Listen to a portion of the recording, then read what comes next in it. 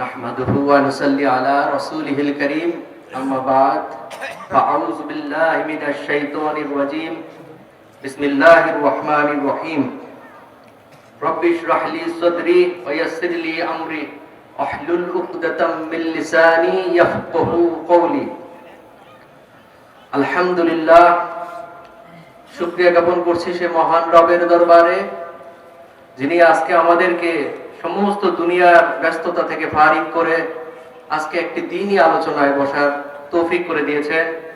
সকলে বলি আলহামদুলিল্লাহ।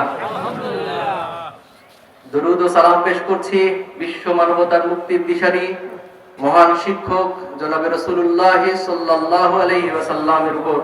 সকলে বলি সাল্লাল্লাহু আলাইহি ওয়াসাল্লাম। হাদিসে এসেছে যদি কেউ একবার সাল্লাল্লাহু আলাইহি ওয়াসাল্লাম পড়ে বা দরুদ পাঠ করে আল্লাহ রাব্বুল আলামিন তার আমলনামায় 10টি নেকি লিখে দেন এবং তার 10টি গুনাহ খাতাকে ক্ষমা করে দেন এবং তার 10টি মর্যাদাকে বৃদ্ধি করে দেন। সকলে আমরা মহব্বতের সাথে আরো একবার বলি সাল্লাল্লাহু আলাইহি ওয়াসাল্লাম।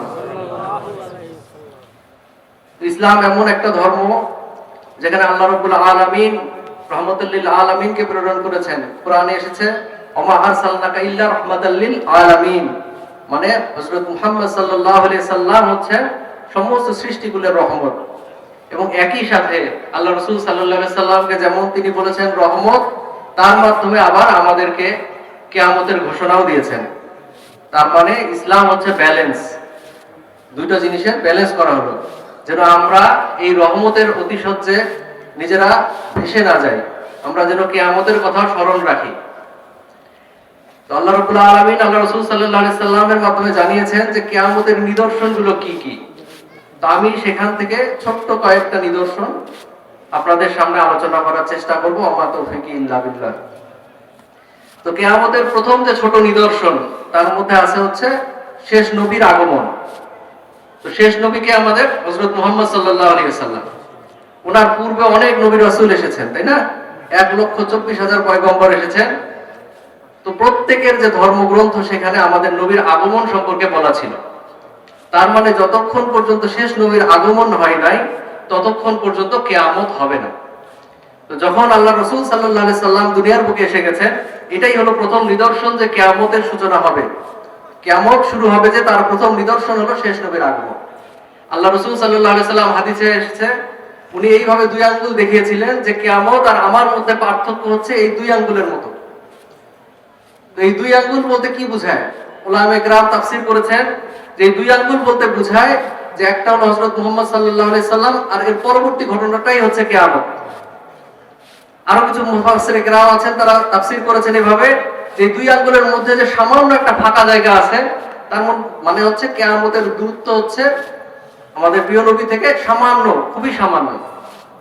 যেমন সূর্য ওঠে এবং সূর্য স্তিমিত যায়, এই পুরো পথটা যদি আমরা চিন্তা করি আমাদের আসর থেকে মাগরিব পর্যন্ত সময়টা খুব স্বল্প, তাই না?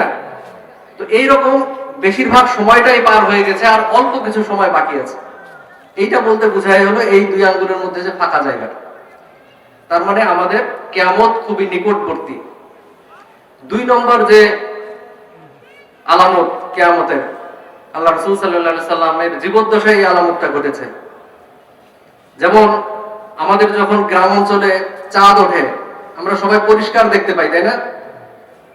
যদিও এখন খুব একটা ভালো দেখা যায় না, চারদিকে দেখা যায় যে ধোঁয়া, তারপর চারদিকে আলো এবং ধুলাবালি, এগুলোর কারণে আকাশ এতটাই মেঘাচ্ছন্ন থাকে যে পরিষ্কার চাঁদ আসলে আগের মতো দেখা যায় না।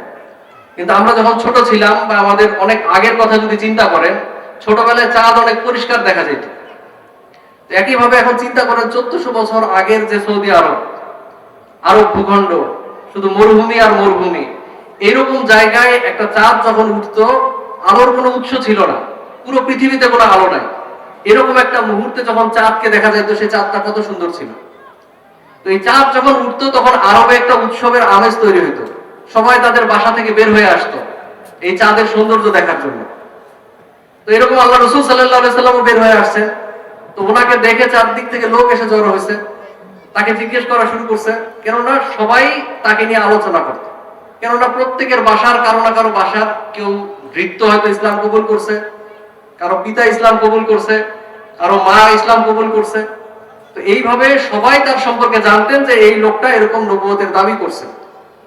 তো উনি যখন বের হয়ে আসছেন, সবাই তাকে ঘিরে ধরে জিজ্ঞেস করছে যে আপনি তো নবুয়তের দাবি করেন, তাহলে আজকে আপনি এই চাঁদটাকে দ্বিখণ্ডিত করে দেখান, আপনার রবকে বলেন এই চাঁদটাকে দ্বিখণ্ডিত করে দেখাইতে, তাহলে আমরা বিশ্বাস করবো যে আপনি নবী। তো আল্লাহ রাসূল সাল্লাল্লাহু আলাইহি সাল্লাম আল্লাহর কাছে প্রার্থনা করছেন এবং আঙ্গুল দিয়ে ইশারা করা মাত্রই চাঁদ দ্বিখণ্ডিত হয়ে গেছে।